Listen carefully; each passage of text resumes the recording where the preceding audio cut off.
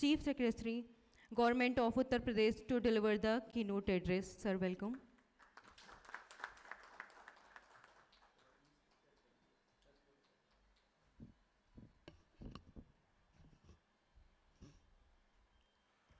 My colleague, Additional Chief Secretary and IIDC Arvind Kumar ji, Country Director of Asian Development Bank,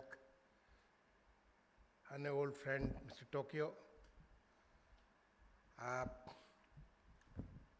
Sijan Sinha ji,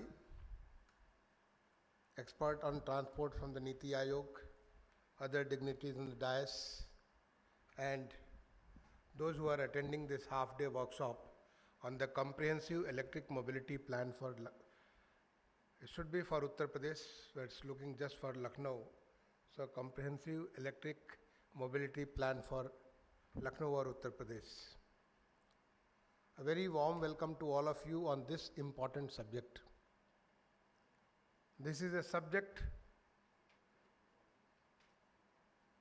whose mention had been there in the COP26 by the Honorable Prime Minister through the commitment of the nation that by 2070 we are going to be the net zero country. One of the major contributors to the greenhouse adverse impact on the environment is the transport. Its contribution, overall contribution, is almost to the tune of around 24 to 25%. The country needs to take such steps so that this 24 to 25% contribution to the greenhouse effect should be reduced to the minimum level, and that is how we can attain the goal set before the international community by no less than our Honorable Prime Minister. This is his goal and this is nation's goal and it is our goal. And it's a goal taken in the year which is Azadi Ka Amrit Mahotsav. Electric mobility, we have been working on it for quite some time. But still it has to take off, and take off in a big way. The country has got a huge scope. In my own state, I was just taking stock of what has happened so far. I was told by Sidandu that out of the total electric vehicles which have been sold across the country, 17% is accounted for by the state of Uttar Pradesh. I checked with the Urban Development Department how many electric buses are running right now. I was told by the Secretary Urban Transport in the Urban Development Department that so far 428 out of 700 buses, electric buses committed for 14 cities, they are already applying. We have got 17 municipal corporations. Out of that, 14 of them are going to have 700 electric buses. Large number of the three-wheelers and the two-wheelers electric vehicles are also plying on our roads. But this number is just pittance. This number needs to grow. And this can grow only with certain steps on that regarding technology, so that the cost can come down. 2, sustainability, like the mobility, the electric charging, such things which will have a longer duration, with the people can be, they can depend upon this. So this needs some kind of a technological changes. And 3, adoption in a big way. As far as adoption is concerned, while I was Secretary, Ministry of Housing and Urban Affairs, we sent a detailed guidelines to all the states, and I'm happy that my state has already adopted that. We created a chapter in the urban regional development guidelines, where you prepare the master plan, you prepare the developmental plan, you prepare the zonal plans. That plan has got electric mobility as inbuilt in it. We cannot do it without, we have to, now the future living in India or anywhere, any part of the world, we need to go with electric mobility. In fact, our Honorable Prime Minister has stepped further ahead. If you had heard him speaking from the ramparts of the Red Fort on 15th August 2021, he spoke about hydrogen mobility. So the country is stepping into the new level of technology, a much greener and a much cleaner technology beyond the electric technology. Lot of work on the technological front on various fronts is already going on in the country, and I am very clear in my mind that maybe over a period of 4 to 5 years, we are going to crack this technology and get this on the roads. We are also, the steps which are being taken for reducing the greenhouse impact of the mobility on the environment.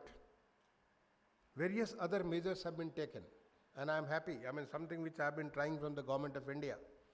My state has come forth to adopt those. One of them is transit-oriented development, where you marry the urban planning with the transport planning. You plan the cities in such a manner that the people have to travel the least. And if at all they have to travel, they travel by the natural vehicle which the God has given to us, the 2 legs, so one can walk. They can cycle, which is good for health. It is very nature friendly, so people can cycle. And if they have to take a longer route, they can use the public transport, maybe the buses, electric buses, maybe metro, or such other modes of transport which are greener in nature.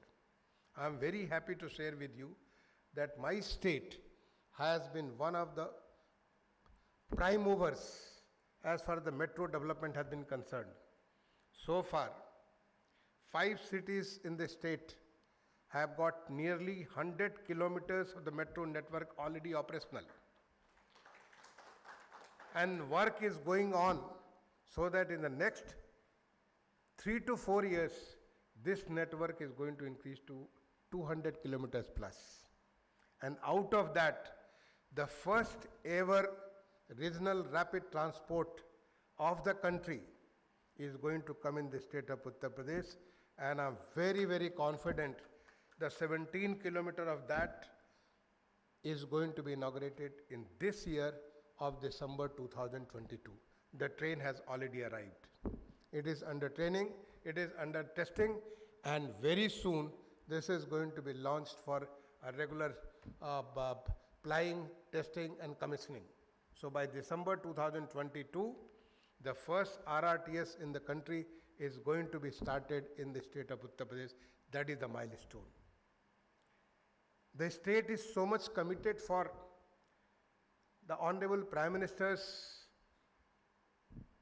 commitment for, his vision of the Green India, that we have developed long routes of the expressways, where flying from one place destination 1 to the 2, there is hardly any, the movement is so smooth and the greenhouse effect is the minimum.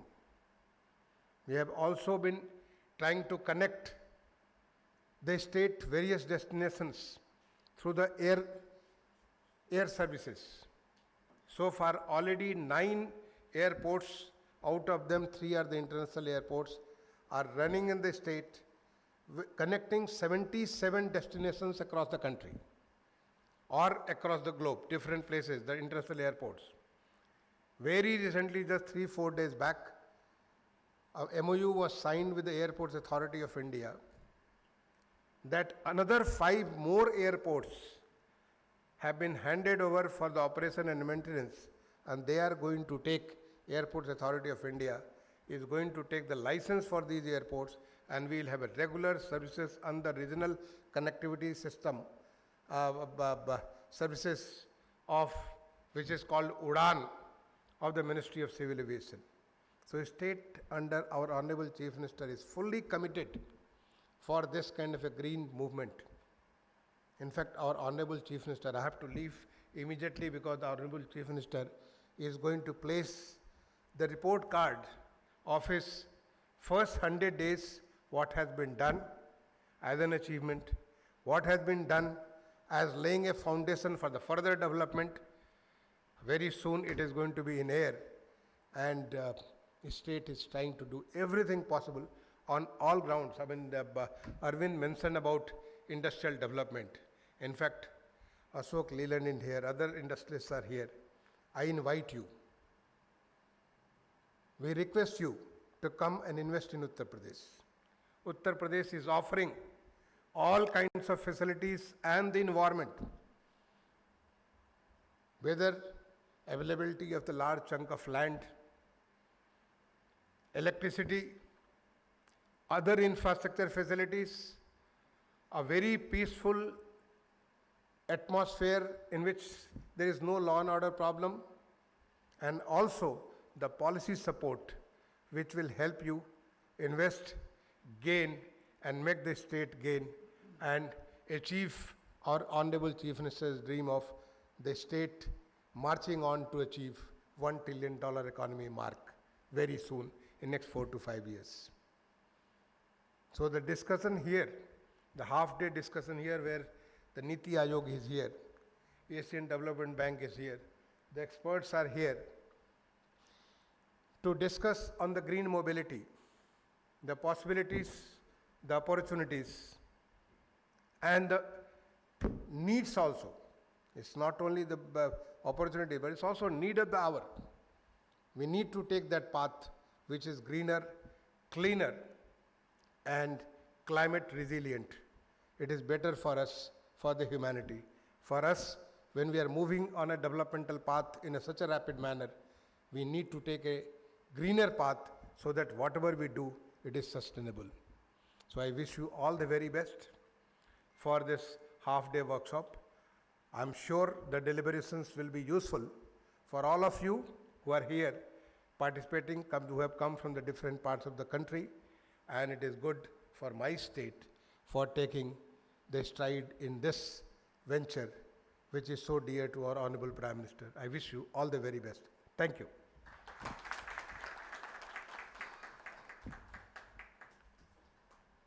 Thank you so much, sir, for your kind words. Now I would like to request Mr.